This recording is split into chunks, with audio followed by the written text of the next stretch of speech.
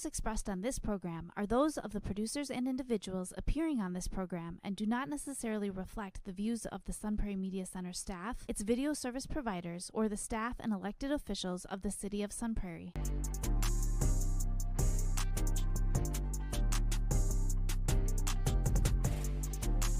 You are now watching the Alan and DJ Show.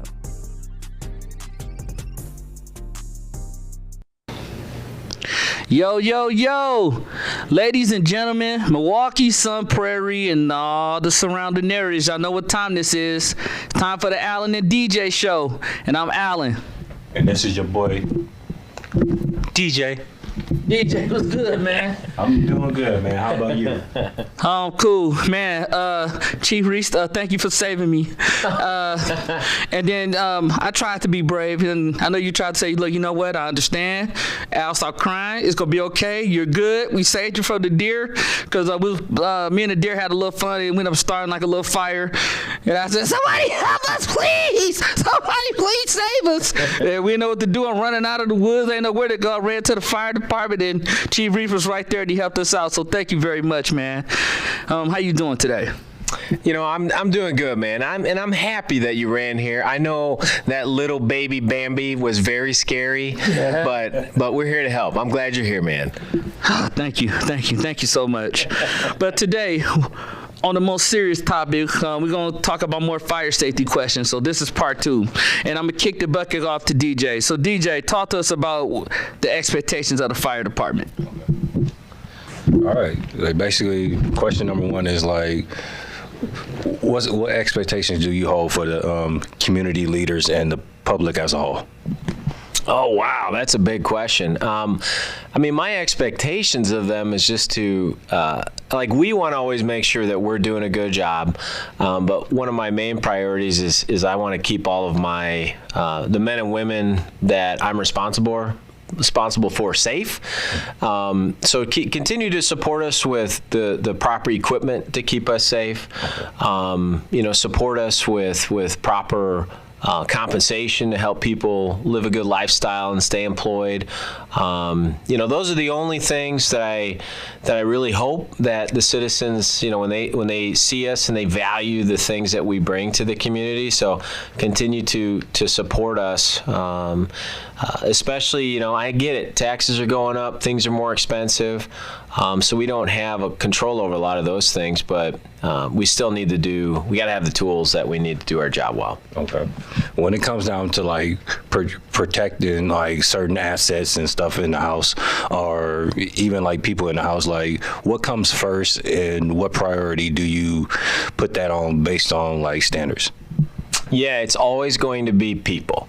The only thing that you can't replace is the people that you love.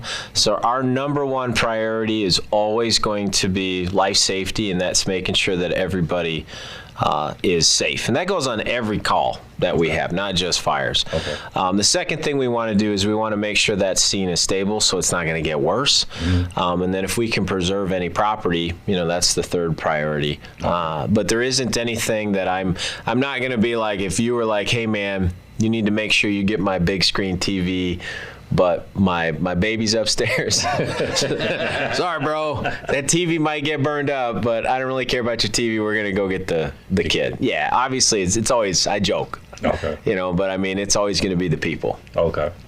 Thank you. I'm going to kick the mic back off to Al.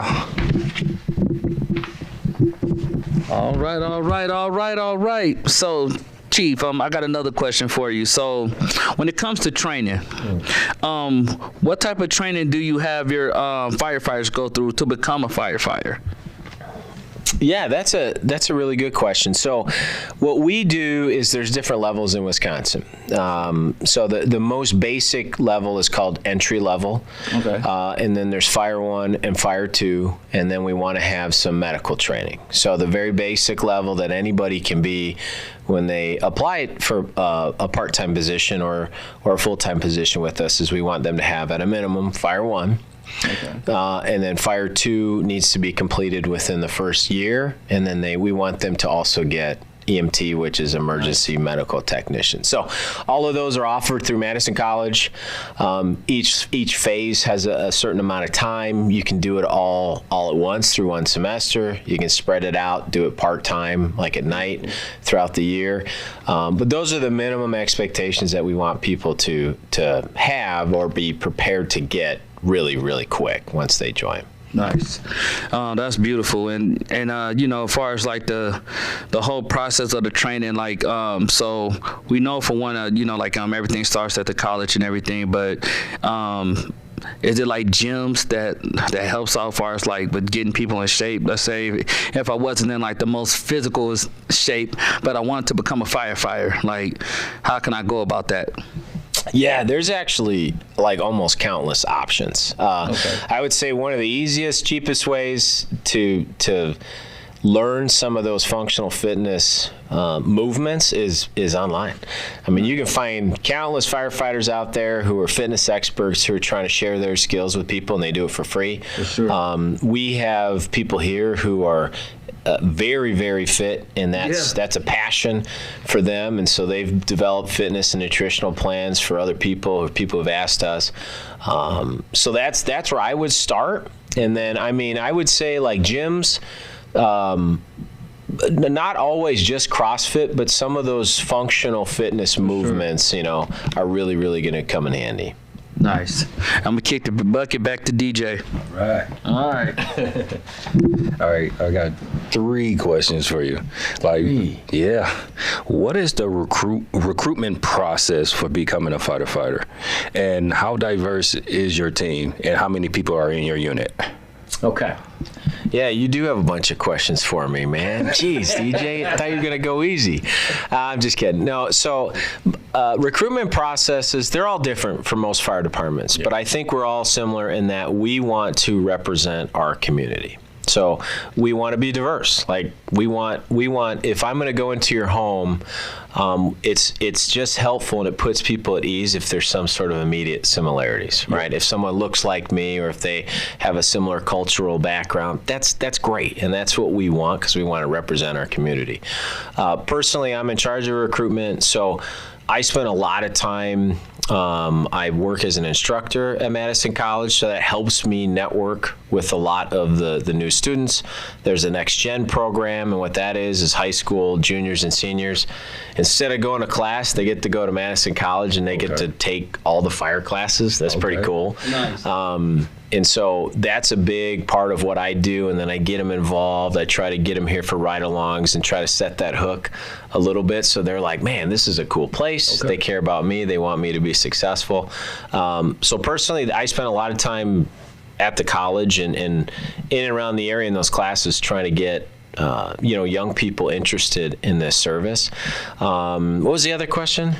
How many people are in your unit? Yeah, okay, good question. So we're a little unique in that we're what we call a combination department. So we have full-time, so our career firefighters and paramedics, and then we have part-time. So in order for our department to function, we have to have a lot of part-time people, because it's very expensive to hire full-time firefighters to staff 24 hours a day, 365 days a year. So they're vital to our operation, and they're people who live in the community who went out and got those skills, and they said, hey, I'm going to work 1 or 2 shifts a week, and I'm going to support my community and work as a firefighter. So right now, I think we have a roster of between 50 and 60 on the part-time side, and then our full-time side is 14, plus we have a couple of chiefs and a couple other people. Okay. Yeah, so we're a very big department. Okay. Wow. I'm going to kick the mic back off to Al. All right. So I have another question for you, and this is something that like I always thought about from time to time. So let's say, have you ever been into a fire where like everything kind of went somewhat wrong, and how do you deal with like angry citizens? Oh, that's a really good question. So I would say that not just fires, but every emergency situation, For sure. There isn't a plan that it follows. Like we try to mitigate the risks the best we can. We try to absorb the information the best that we can once we get on scene. Things are happening fast. Right. And so that's where that division of labor is super important, because you got the person in command who's not physically doing the work, so they hopefully don't have tunnel vision, so they can kind of see the big picture. But sometimes things don't go well. Yeah. Things happen that we can't control. People get hurt. Things progress in a way that we don't want. Sometimes people don't survive. For sure. A car accident or a medical event or whatever, and that's really hard on everybody. I would say for the most part, the really serious situations are not when people get mad. Yeah. It's really strange. It's usually when it's like a fender bender, but we have to control traffic. Right. And so people are frustrated. Gotcha. Because we're like, hey, we have to keep this area safe because we have someone who's hurt or a car that we're trying to stabilize. And so I know it's inconvenient. Oh, yeah. But if this was your mom or your daughter or your sister or your brother, your husband, exactly, grandma, grandpa, like, I try to give people that perspective, but sometimes we can't control it, and they just get frustrated. So we're just kind and, absorb it and try to give them the information that we can that'll hopefully help it. But that's all you can do, man. Man, I hear you. I hear you. Because I had a couple of times where I was like that as well. But then, like the older I got, because of course you're 16, 17, you're like, man, like, what are you doing? But, like the older you get, you start to understand, like, it's a life that needs to be saved. Right. And has it ever got to a point where, let's say, have you ever been in a situation, should I say, where you maybe been like maybe a step too late, or maybe like the team may have been like maybe like a step too late, and how do you guys deal with that? Yeah, no, that's something that I think all emergency responders deal with, especially if, when that call comes in, all we want to do is help, right? And sometimes the bad thing already happened. Yeah. It wasn't our emergency. The emergency happened. And so by the time we show up, all we can do is make it better. For sure. But sometimes, if somebody's super sick, or if they have a medical problem, or if a car accident's real bad, or if there's some kind of accident that us getting there faster typically wouldn't have made a difference, because we want to get there safe, and all we can do is make it better. Now, once you get back to the firehouse, it's going to bug you. It's going to bug you real bad, especially if you're like, oh, could I have done something different? Is there something I specifically could have done that would have created a different outcome? And that's real dangerous for first responders because, you don't want to hold that stuff in and blame yourself. Right. Because that's really, it leads to depression, all kinds of stuff that can be really bad. So we talk about it as a group. We do a quick debrief, and I just remind everybody, like, look, the bad thing already happened. Right. There wasn't anything we could have done about the accident that happened. They called 911. We showed up. We did everything we could have done in our power to make it better. Nice. That's all you can really focus on. I appreciate that. I'm going to kick it right back over to DJ. Thank you. DJ. DJ. All right. Like certain people, when they take like leadership roles, have certain leadership styles. What is your specific leadership style?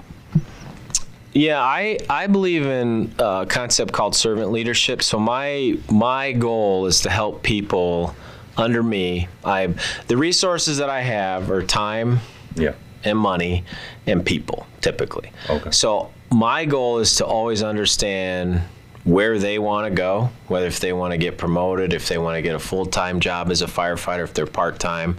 Sometimes it's personal. Hey, I want to buy a house. I want to buy a car. I want to meet the woman of my dreams or the man of my dreams and get married or whatever that is. So I spend a lot of time building relationships first, and then trying to understand what people want. And then I believe my job as a leader is to fight tooth and nail to get them the resources that they need to be successful. Okay. Have you ever found somebody that was like didn't like your leadership qualities or your skill sets, or they tried to like fall out of line because they thought like they was better suited for the job than you? Oh, 100%. I mean, I think that's pretty normal because I'm not perfect. I make mistakes every single day, often. So there's some times where people just, they they don't agree with a decision I made or a direction that we have to go. And there's times where I don't agree with some of the things that I'm being told to do. But obviously in any organization, you have to respect your leaders. But I always go back to, and I try to remind them, we're all here to do the same thing. Absolutely. We all want to help people. And if I go back to that, it's almost like everyone sort of is like, okay, the thing that we're really mad about isn't that important because we're all trying to pull in the same direction. But it's not perfect. Absolutely. I'm going to kick the mic back off to Alan. Yeah. All right. So, Chief Reese, another question for you, and this is kind of following like behind leadership a little bit. So how do you deal with change in the fire department? Because I know the fire department, like, I guess we was looking at some pictures since like 1903, long time, man. And how has changed, impacted like the fire department, the community, and how has like the fire department like involved like ever since then? Dude, this is such a good question because the fire service in general is very stubborn. Right. There's a lot of traditions, and those rich traditions are super, super important. But as we learn more about firefighter safety, cancer, fitness, like how we take care of ourselves and the things that we might have to do differently that are less risky to still get the job done, that's hard for some people to embrace. So personally, what I do is first off, I don't accept any change just because I think, okay, this is the next new thing. I want to learn about it. And then I want to always focus on the why. Why could this be something that we want to adopt? Doesn't always work. Sometimes it has to be just direct, like, look, this is happening. I've been told this is what we're doing and we're doing it. But I really try to get my people and have a conversation and sort of get them to buy into why we're going to change. Okay. And then I also try to be the buffer. Too much change for people's bad. So I need to let them adapt to the new change before I throw more stuff at them. Exactly. So as a leader, I try to buffer that out and try to let them focus on the things that are important to them. For sure. But get them to buy in to the why. I like that. And then since you've been here, has there been any change since then? And if so, how have you adapted to the change? Yeah, we've actually had a tremendous amount of change. So we transitioned from what we call a private organization to a municipal one, where now we're all under the city and we joined up with EMS. And so that was a massive change for this organization and culture. But it was a big change organizationally, but I focus on the why we're here, right? We're here to support our citizens, help them when things go bad, and to support each other. That has never changed. And so if I get people to understand that, it's pretty easy to navigate some of the administrative or logistic changes that we've had to go through, because it's like we really didn't change that much. We're the same people. We're still doing the same job. We just have a different organizational structure. So so far that's been working. We've had a couple bumps in the road, but we're learning. For sure. And sometimes we have to pivot quick. Nice. Yeah. Yeah, man, I like that. And I'm going to kick the last question back over to DJ, and we'll take it from there. All right. My boy. All right. DJ. This is a personal question I wanted to ask to you. Have you ever lost somebody in a fire when on duty? So yeah, we have lost people. So fires are actually they're very rare compared to all of the calls that we go on. Okay. So to answer the overall question, absolutely. We've had fatalities. I mean, I can't even count, honestly, how many. And it's not because I am desensitized to it, but it's part of what we do, and you have to accept that sometimes people don't, they just don't make it. Okay. So yeah, those things have happened, but like I said earlier, we have a process where we debrief if people are having trouble with it. We have resources that we push them towards, because their mental health is super important. But specifically for me, I think the hardest ones, and it's probably for most people, is kids. Okay. You know, because it's not something that I believe as humans we're sort of, it's not a natural time frame in our brains. Yeah. You know, if you have someone who's really elderly, or they lived a really long life and then they passed away because they just got old or they were sick, I think it's easier for your brain to process that. Yeah. But when it's a kid or somebody younger, those are the hardest. Yeah. You know, those are definitely the hardest, because it's just like, mentally you don't want to comprehend that, okay, they didn't live their full life. That's hard to handle. Yeah, it is. Yeah. Like, was there a particular time where like you lost somebody and you couldn't handle it? No, personally, not for me, but I definitely didn't ignore those feelings. I mean, I have a very supportive spouse. I have a really good community of friends.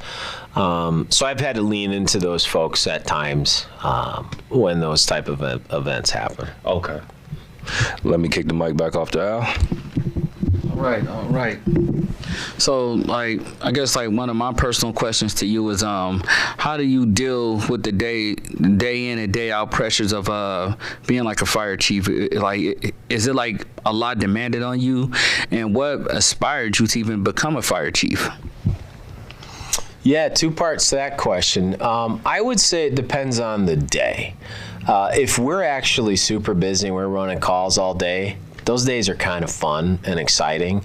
I'm the type of person, I like things that are spontaneous, so this job's perfect because the tones go off. I have no idea what's going to happen. We hop in the truck, lights and sirens, it's exciting, and you get to help somebody. That's pretty cool. Like, you can't argue that that's not cool.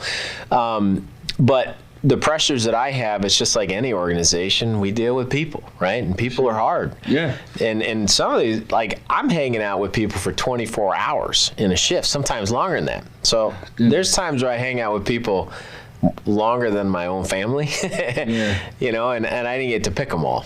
So sometimes that's kind of hard. In a leadership job too, sometimes you have performance things or some management things that can make it kind of tough. But then what was the last part of the question? I forgot. What inspired you to become a fire chief? Should be important. So I honestly didn't aspire. Like, I don't want to be in charge. Right. It's not like I was like, ooh, I want to be the chief, because it's cool to be the chief. But I do know myself well enough. 20 years of organizational management where I'm like, I really, really love seeing people have success. There you go. So I wanted to be in a position where I could help recruit, hire, and get people into this job full time, help them get promoted, help them have healthy, relationships in the fire service plus personally. That's the stuff that gets me excited. I love it, man. I love it. And we're going to kick it off with your final thoughts. So what do you want to tell the people out there as far as like fire safety? Because I think over like the past couple of episodes, we learned a lot about fire safety. But what do you want to tell the people as far as like, hey, important information, like the basic information? I think the most so if we're going to talk about fires specifically, most fires are from cooking. Like when you start cooking, right? You got heat. You're working with a stove. You might have some hot oils, things like that. So that's the most important time to just be careful. And so like, little tidbit for somebody: if you got a cooking fire or if it's a grease fire, don't put water on it. Right, you put water on it on a grease fire, that thing blows up, and that's bad. Don't put water on it. Don't pop your frozen turkey in your deep fryer, because that thing's gonna blow up. So specific to cooking, be careful around that, and then also like kids cooking.